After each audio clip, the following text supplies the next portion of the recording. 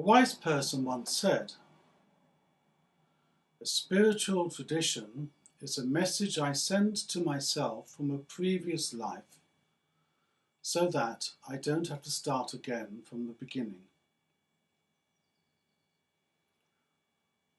It's quite popular nowadays for people to do what we could call spiritual supermarket shopping.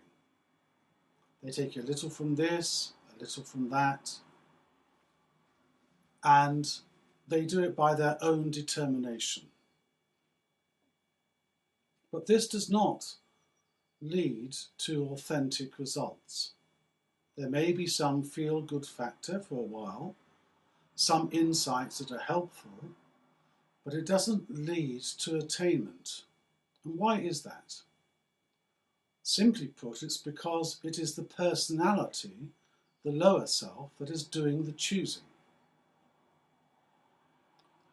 Generally speaking, as human beings, we prefer to take the path of least resistance, the path of least effort.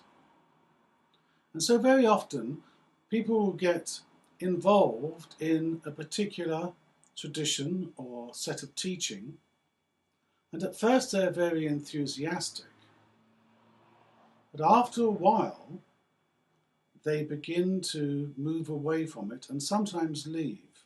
Why is this? Because once a teaching gets to focus upon those areas of what is sometimes called our shadow, the instinct is to move away from it.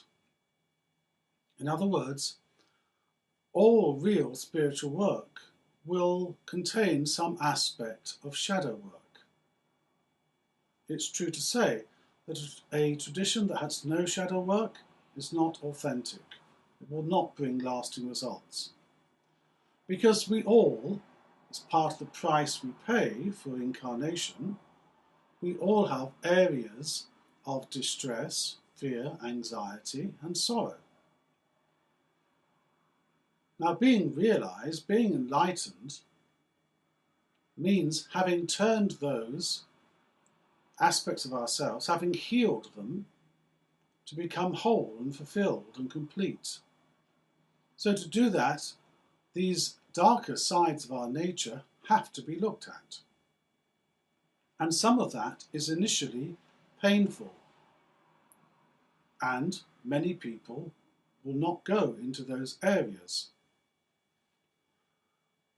In the same way as with the training of a child in education, you cannot leave it up to the child to choose which subjects it will learn, because the child will go by its natural inclination towards those things that it enjoys and away from those things it dislikes. It's the same in spiritual practice.